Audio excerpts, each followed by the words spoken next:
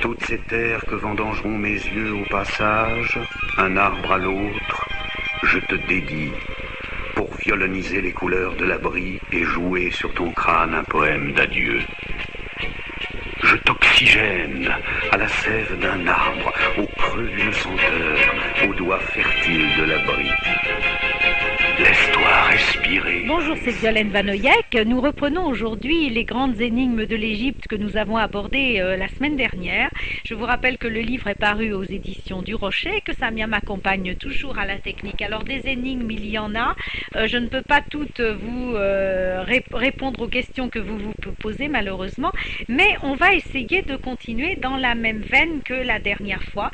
Alors on avait parlé un petit peu de Toutankhamon. On va revenir un petit peu sur ce Toutankhamon pour poser les grandes questions, et puis on partira un petit peu autour des mystères de Néfertiti qui vous hantent également. Alors en ce qui concerne donc Toutankhamon, je vous avais dit que c'était la seule qui se trouvait actuellement dans la vallée des rois. Je vous ai dit aussi que malheureusement la momie de Toutankhamon avait été très abîmée au moment de sa découverte parce que le médecin légiste chargé de cette momie, Déry, eh bien l'avait sectionné en deux, avait coupé les bras, avait coupé les jambes, et que donc le sternum et les côtes avaient été perdus. Et puis je vous avais également dit qu'il avait fallu utiliser des ciseaux et un marteau pour dégager la tête de la momie de son masque funéraire. Dixit Carter, Howard Carter, l'archéologue, dans son propre journal écrit en 1925.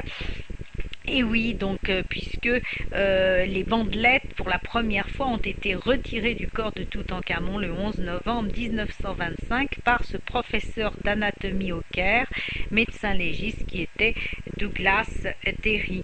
Je vous ai également parlé donc de ce handicap que nous avions quand nous analysions la momie, puisque cette momie avait été abîmée. Mais il y a un autre mystère qui est lié à la découverte de la momie de Toutankhamon et à l'ouverture de sa tombe. On a retrouvé à l'intérieur de la tombe des fœtus momifiés. Il y en avait deux.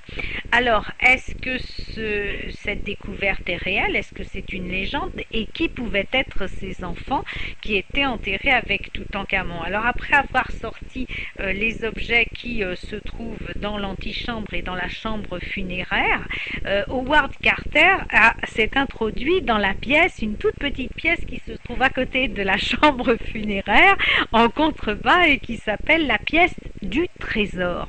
Il n'a terminé d'ailleurs la recension de cette salle qu'en 1927, tellement il y avait de pièces à étudier.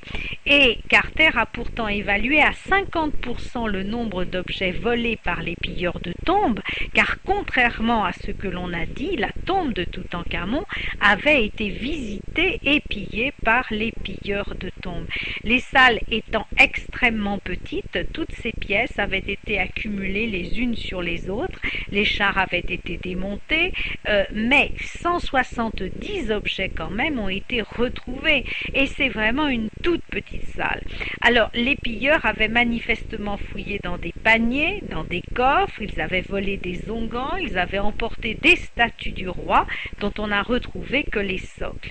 Donc dans la salle du trésor, dont les murs, comme ceux de l'antichambre et d'une petite pièce annexe, sont dépourvus d'ornementation et de peinture, ce sont des murs qui sont complètement nus, et bien dans cette salle, Howard Carter a trouvé des objets de culte et les vases canopes renfermant les viscères du roi. Je vous rappelle qu'au moment de la momification, on enlevait certains organes, certains viscères des défunts pour les placer chacun dans un vase canope. Il y en avait 4, c'était donc des vases avec souvent un bouchon en forme de tête de Dieu ou bien en forme de tête du défunt. En tous les cas, tous les bijoux avaient disparu dans cette fameuse salle du trésor, mais 2 fœtus placés dans 2 petits cercueils étaient encore en place. Alors, ce n'est donc pas une légende. Il y a bien eu 2 fœtus de retrouvés dans la tombe de Toutankhamon. Mais quelle apparence avaient ces deux corps?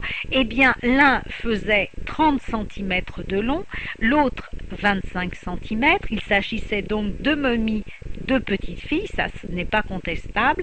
La première avait 7 mois, la seconde 5 mois.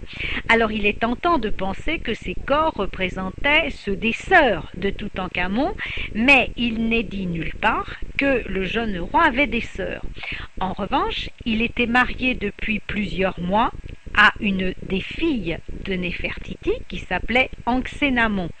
Il est donc tout à fait normal que le jeune couple ait cherché à avoir des enfants. Mais plus un roi avait d'héritiers tôt et plus il était rassuré sur sa succession, mais plus aussi il avait d'ennemis. Alors les grands prêtres et le peuple encourageaient les pharaons à se marier jeunes et à avoir le plus grand nombre d'héritiers possible, puisque le taux de mortalité en Égypte était extrêmement élevé. Mais d'un autre côté, tous les ministres qui essayaient eux aussi de placer leur fils sur le trône freinaient des cas de fer pour que le pharaon ait un successeur. Alors, Howard Carter a bien sûr examiné le premier fœtus, Douglas Derry s'est occupé du second fœtus et dans le même temps, Carter a inspecté la dernière pièce de la sépulture de Toutankhamon, là où les pilleurs avaient fouillé coffres et paniers. Ils avaient même laissé leurs traces de pas sur le sol. Donc on est absolument sûr qu'il y a eu des pilleurs dans cette tombe. Le travail a commencé en novembre 1927. L'examen des deux fœtus n'a rien révélé de plus. S'il s'agissait des enfants du couple royal, il semble donc qu'Anxénamon n'ait pas réussi à mener ses grossesses à terme, ce qui a dû causer un certain émoi dans la famille royale et dans le peuple. Et une étonnante malédiction touchait en effet les rois de la 18e dynastie qui n'avaient pas eu beaucoup d'enfants avec les grandes épouses royales et qui manquaient la plupart du temps de princes héritiers. Donc l'histoire paraît se répéter encore une fois avec Toutankhamon et il n'est pas exclu en tous les cas que ces deux petites filles aient été donc les enfants, je le répète, d'Anxénamon, fille de Néfertiti et de Toutankhamon.